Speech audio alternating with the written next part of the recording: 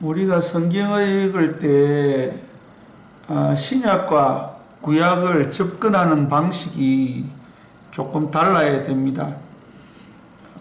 구약은 히브리어로 쓰여져 있고 신약은 헬라어로 쓰여져 있습니다. 헬라어는 논리적인 언어입니다. 그렇기 때문에 신약을 읽을 때는 논리적인 접근을 해야 됩니다.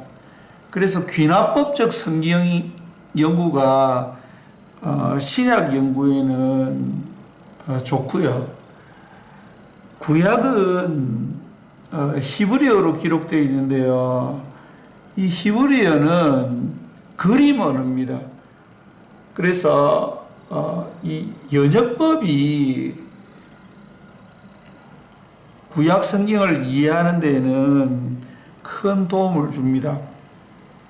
왜냐하면 이 히브리어 자체가 그림 언어입니다. 그림 언어라는 게 뭐냐면 상형 문자라는 의미죠. 그래서 이 히브리어를 보면은 많은 것을 직관적으로 느낄 수 있습니다. 그게 이 히브리어를 공부하는 묘미입니다.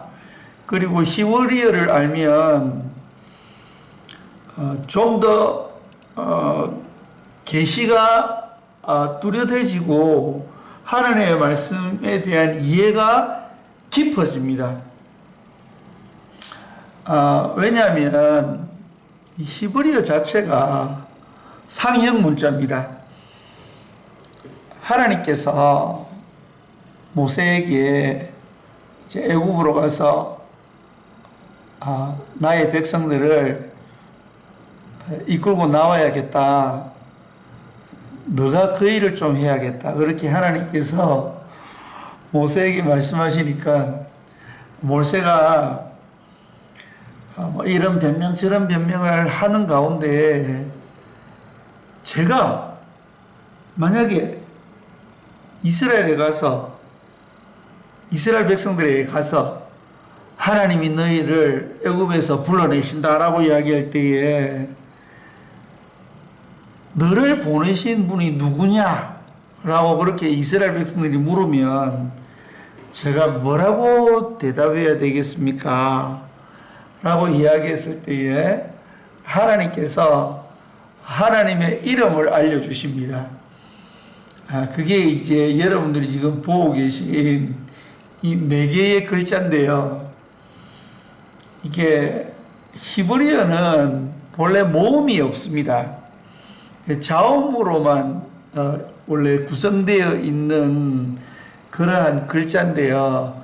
후대에 마소라 학자들이 점을 찍어가지고 모음을 만든 겁니다. 그리고 이 히브리어는 오른쪽에서 왼쪽으로 읽어갑니다. 한국말이나 영어나 일반적인 글자하고는 약간 방식이 다르죠. 그래서 요거를 이제 읽으면은 야훼라고 읽어도 되고요. 예호와라고 읽어도 됩니다. 그러니까 2개의 학설이 있는데 둘 다 됩니다. 중요한 것은 예호와라고 읽느냐, 야훼라고 읽느냐가 중요한 게 아니고요. 이 4개의 글자가 주는 메시지입니다. 자, 히브리어가 상형 문자라고 말씀드렸죠. 그러면은 첫 번째 글자가 아닌 마지막 글자를 먼저 보도록 하겠습니다. 이 마지막 글자를 헤이라 그럽니다. 헤이. 헤라고도 발음해도 됩니다. 그래서 이 공부를 하거나 학문을 연구할 때에 사소한 거에 목숨을 거는 사람이 있거든요. 그러면 그 사람은 성공하기 힘듭니다. 그 사람 삶이 매우 힘들어집니다. 여기 헤이라고 읽어도 되고 해라고 읽어도 됩니다. 자, 그러면 해 이렇게 하면은 숨이 이렇게 나오지 않습니까? 헤이 이렇게 해도 숨이 이렇게 나옵니다. 그래서 이 헤이라는 글자는 여러분들이 잘 아시는 영이라는 그 단어와 연결되어 있습니다. 바람이라고도 해석될 수 있는 루아흐라는 그 단어와 연결이 되어 있는데요. 이게 숨이라는 뜻입니다.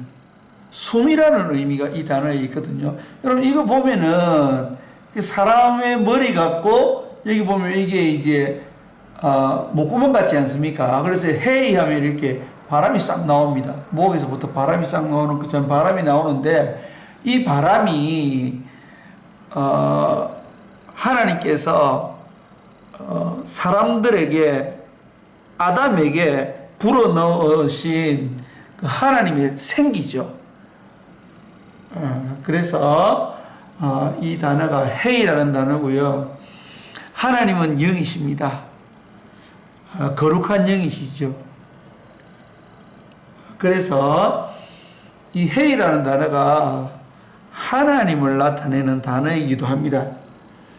그래서 바람, 그리고 하나님, 영, 이런 의미를 가지고 있는 단어가 헤이입니다.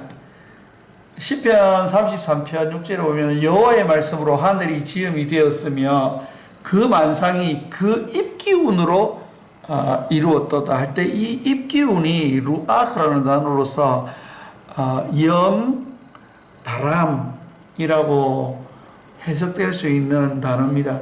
그래서 하나님의 그 입김으로서 하나님의 영으로서 모든 것이 지어졌다. 그렇게 성경에 기록하고 있죠.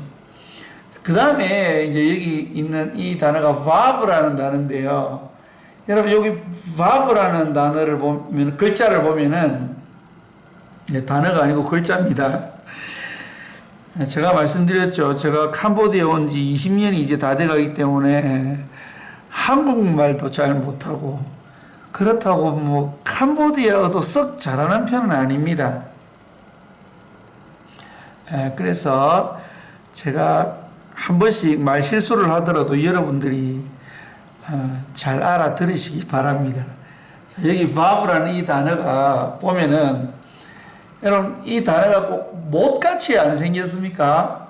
그리고 이 야영할 때에 그 텐트를 고정하는 그런 핀과 같이 생기지 않았습니까? 지금 여러분들이 보시는 이 그림은 성막 그림인데요. 여기 보면은 줄들이 많죠. 여기 줄들이 막 있고 여기도 막 줄들이 있지 않습니까? 여기 보면 이제 줄들을 고정시키는 이 말뚝 같은 게 있지 않습니까? 여러분 야영할 때에 텐트를 치면은 그 텐트를 고정시키기 위해서 핀을 박아야 됩니다. 줄을 당겨가지고 핀을 이렇게 박지 않습니까? 그것처럼 박힌 이 핀이 바로 바브입니다, 여러분. 그래서 이 바브가 핀인데요. 이 핀의 역할이 무엇입니까? 단단히 묶어주는 역할을 하는 거죠. 고정시키는 역할을 합니다. 연결해주는 역할을 합니다. 창세기 1장 1절 모르시는 분 없으실 겁니다. 태초에 하나님이 천지를 창조하시니라 라고 기록된 이 말씀이 베레시트, 태초에라는 뜻이고요. 바라, 창조했다는 뜻입니다. 엘로힘이 하나님이라는 뜻이지 않습니까? 그 야훼라는 그 단어와 엘로힘이라는 단어는 의미가 완전히 다릅니다. 자, 여기도 이 알레프가 머리라는 뜻입니다. 그리고 이 머리가 그냥 머리가 아니고 황소머리입니다. 그래서 여기 뿔이 두 개 나 있지요. 뿔이 두 개 나 있고 이렇게 짝대기 바브가 이렇게 있는 형태거든요. 그래서 이게 파워를 상징합니다. 힘을 상징하고 처음을 의미합니다. 하나님은 알파와 오메가가 되시죠. 이 라메드는 가르침을 의미합니다. 하나님은 우리에게 말씀하시는 하나님이시고 우리를 올바른 길로 인도하시는 하나님, 가르쳐 주시는 하나님을 이야기하는 것이고, 자, 여기 헤이, 이것은 제가 야훼, 여호와의 이름을 이야기할 때 방금 전에 말씀드렸습니다. 하나님의 영, 바람, 하나님의 숨결, 하나님의 숨, 하나님의 호흡, 그런 것들을 이야기하는 거죠. 그리고 이 요드는 무엇을 의미하냐면은 움켜진 손을 이야기합니다. 주먹을 이야기합니다. 그래서 이게 그 능력을 나타내주는 단어입니다. 왜냐하면 손을 딱 움켜졌다는 것은 파워를 이야기하자는 거지 않습니까? 모든 걸 꽉 잡고 있다. 그게 무엇입니까? 내가 모든 것을 관장하면서 내가 거기에 대한 권세와 능력이 있다. 이런 것을 의미하지 않습니까? 그래서 이 요드가 꽉 쥔 그 주먹 손을 이야기하는 것입니다. 그렇기 때문에 이것은 권세와 능력, 파워를 이야기하는 것이고요. 이 맴은 그 여자들의 자궁을 의미합니다. 그래서 이 단어가 긍휼과 연결이 되어 있습니다. 그 아기가 엄마 자궁에 있을 때 안정감을 느끼고 편안함을 느끼지 않습니까? 그래서 그 편안함과 그 긍휼함 가운데 있다가 아기가 이 땅에 태어나니까 불안해서 막 우는 거거든요. 그래서 너무나도 안전한 곳에 있다가 어머니 자궁에 있다가 이 땅에 태어나니까 막 불안해서 막 울어대는 겁니다. 예, 이게 이제 엘로힘이라는 단어의 의미거든요. 엣 하샤마임, 이 그 하늘이라는 뜻이고, 에트 하 아레츠, 그 땅이라는 뜻입니다. 그 땅을, 그 하늘을 바라 창조하셨다는 뜻인데요. 여기 중간에 이 바브가 있습니다. 바브가 어떤 뜻을 가지고 있다고 그랬습니까? 하나로 묶는 것, 단단히 고정시키는 것, 그리고 연결시키는 것, 그런 뜻을 가지고 있거든요. 그래서 하늘과 땅을 연결시키시는 그 분이 하나님이시다 라는 거죠. 그래서 이 하늘과 땅은 떨어져 있는 것이 아니고 연결되어 있는 것입니다. 예. 그래서 이 바브가 연결하다는 그런 뜻을 가지고 있습니다. 자, 이제 이 네 가지의 글자를 다 설명드렸습니다.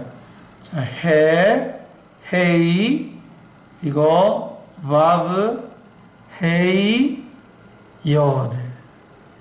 그런데 이제 이 단어가 조합이 되면은 어떤 의미를 가지는지 한번 보도록 하겠습니다. 그 이스라엘 백성들에게 가서 야훼께서 보내셨다 이렇게 이야기하면은 이스라엘 백성들은 이 네 가지의 이 글자를 보면서 하나님이 어떤 분이시구나 이걸 바로 느낄 수 있게 되어 있습니다. 왜냐하면은 이 네 가지의 글자가 다 뜻들을 가지고 있기 때문에 그 의미를 이스라엘 백성들은 이해하게 되어 있습니다. 그런데 이제 이 단어가 이렇게 이제 이렇게 조합이 되면은 야훼 혹은 여호와라고 이렇게 이제 발음이 되는데요. 여러분 이 요드를 잠깐 떼어내 놓고 생각해 보도록 하겠습니다. 이 요드를 잠깐 떼어내고 생각하면 이 하바라는 뜻입니다. 하바라는 뜻은 존재한다는 뜻입니다. 굉장히 강렬한 메시지죠. 지금 이스라엘 백성들이 얼마나 오랜 시간 고통받고 있었습니까? 하나님께서 이스라엘 백성들을 애굽에서 데리고 나오시려고 모세를 부른 시점부터 지금 40년입니다. 그 시점으로 잡아도 40년 동안 날마다 기도하며 부르짖으며 우리 못 살겠습니다. 도와주십시오 라고 기도하는데 40년 동안 하나님이 침묵하시니까 이스라엘 백성들은 어떤 마음이 들었겠습니까? 이거 하나님 계시는 거야 안 계시는 거야? 기도하면 들어주시는 하나님이시라고 우리가 알고 있는데 아브라함과 이삭과 야곱으로부터 우리가 듣고 배운 그 하나님은 우리의 신음을 들으시고 우리의 기도에 응답해 주시는 하나님이라고 우리가 그렇게 들어서 배워서 알고 있는데, 우리가 이렇게 몇 수십 년 동안 기도하고 있는데도 하나님은 도대체 어디 계신 거야? 하나님이 계신 거야? 많은 거야? 그렇게 그 사람도 생각했겠죠. 그런데 이 여호와라는 이름을 통해서, 이 야훼라는 이름을 통해서 하나님은 보여주시는 게 뭐냐면은, 너희들이 계신지 안 계신지 의심하는 것과 상관없이 나는 하바하는 하나님이야. 나는 존재하는 하나님이야. 너희들의 감정과 관계없이 나는 그냥 존재하는 하나님이야. 이게 이제 사실이라는 거죠. 이게 진리라는 겁니다. 아무리 사람들이 하나님이 없다고 그렇게 강조를 하고 해도 하나님은 존재하시는 하나님이시라는 거죠. 눈에 보이시지 않지만은 존재하시는 거죠. 왜냐하면은 여러분, 여기 해가 두 개 있지 않습니까? 이 해가 두 개 있는데요, 영이시기 때문에 안 보이신다는 거죠. 이 바람과도 같은 불이시기 때문에 안 보이신다는 거죠. 그러나 이 땅이 창조되어서 그 바람으로, 영으로, 하나님의 입김으로 창조하신 이 땅을 보면은 그 하나님이 계신다는 걸 알 수 있게 된다는 거죠. 그 존재하시는 하나님은, 자, 요드가 무슨 뜻이라고 했습니까? 쥔 주먹을 이야기한다 그랬죠. 주먹진 손을 의미한다는 것입니다. 그렇기 때문에 권세를 가지고, 권능을 가지고 이 땅을 다스리시는 하나님이시라는 거죠. 모든 것이, 이 세상의 모든 것이 하나님의 손 안에 있다는 것입니다. 하나님이 꽉 잡고 있다는 것입니다. 하나님이 주관하시고 하나님께서 통치하신다는 것을 가르쳐 주는 것입니다. 그래서 여호와께서 보내셨다고 이야기하라 라고 하는 이 여호와의 이름은 야훼라는 단순한 이름이 아니고요, 이스라엘 백성들에게 많은 메시지를 주는 이름이라는 거죠. 자, 우리가 조금 전에 창세기 1장 1절을 통해서 엘로힘이라는 하나님의 이름을 보았는데요, 그 능력에 초점이 맞추어져 있습니다. 우리를 가르치고 인도하시고 우리를 완전히 보호하시는 능력의 하나님을 이야기하는데, 이 야훼 하나님은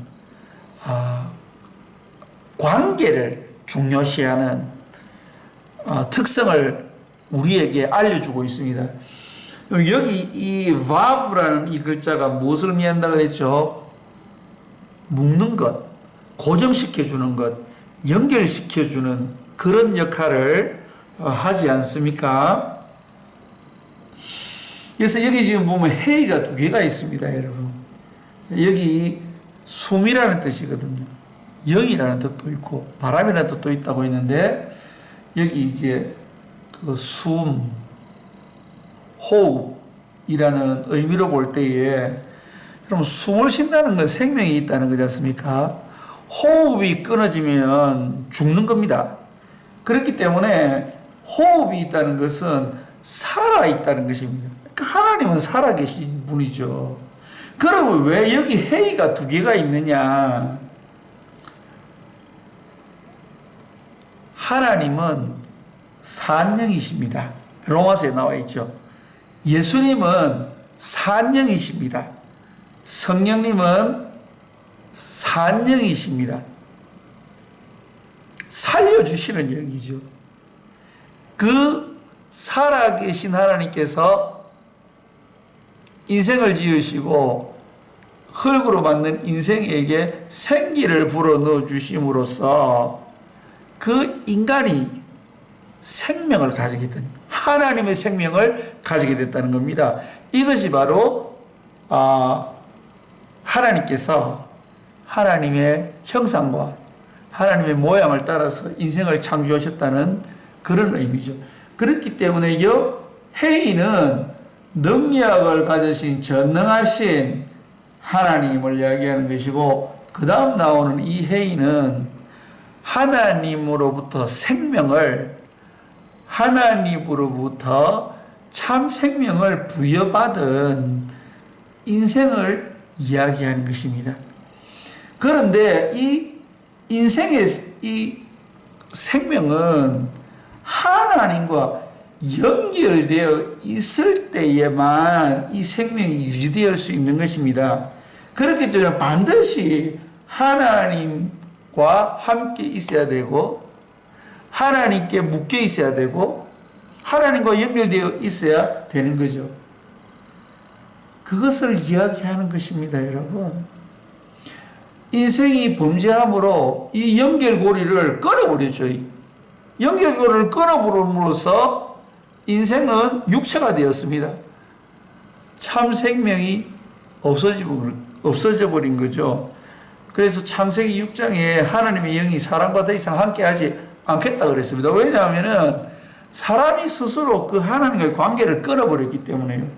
그렇기 때문에 이 야훼라는 이름은 하나님과 인생의 관계를 중요시하는 그러한 하나님의 이름입니다.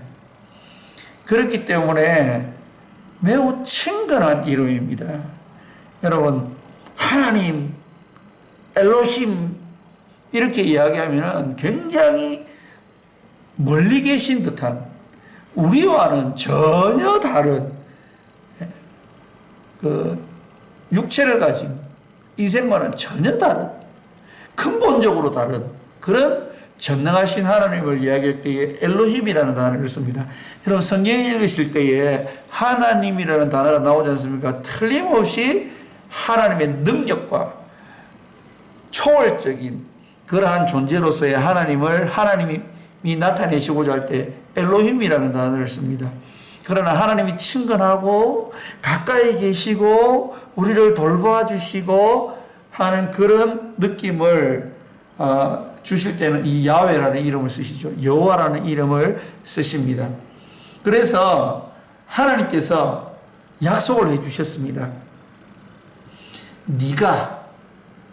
너가 나와 이렇게 붙어 있으면, 이렇게 딱 달라붙어 있으면, 연결시켜 주죠. 연결되어 있으면 너는 생명을 얻게 될 것이다. 그 생명은 어떤 생명입니까? 똑같지 않습니까? 여러분, 해가 두 개 똑같지 않습니까? 하나님이 가지고 있는 영원한 생명을 가지게 된다는 것입니다. 그렇기 때문에 이 야훼라는 이 단어는 예슈라는 단어와도 긴밀한 관계가 있는 단어입니다. 그래서 하나님께서 모세에게 하나님의 이름을 주셨는데 여호와라는 이름을 주신 거죠. 그래서 여호와께서 보내셨다 이렇게 이야기하면은 이스라엘 백성들은 그분이 어떤 분이시구나 이렇게 바로 감을 느낄 수가 있는 것입니다. 자, 여러분 모두가 여호와 하나님을 여러분들의 하나님으로 영접하심으로 여러분들 가운데에, 여러분들의 삶 가운데 여호와 하나님께서 늘 여러분들과 동행하시며 함께 하시며 긍휼과 은혜를 베푸시는 그러한 축복과 능력이 여러분들의 삶 가운데에 있기를 간절히 소원합니다.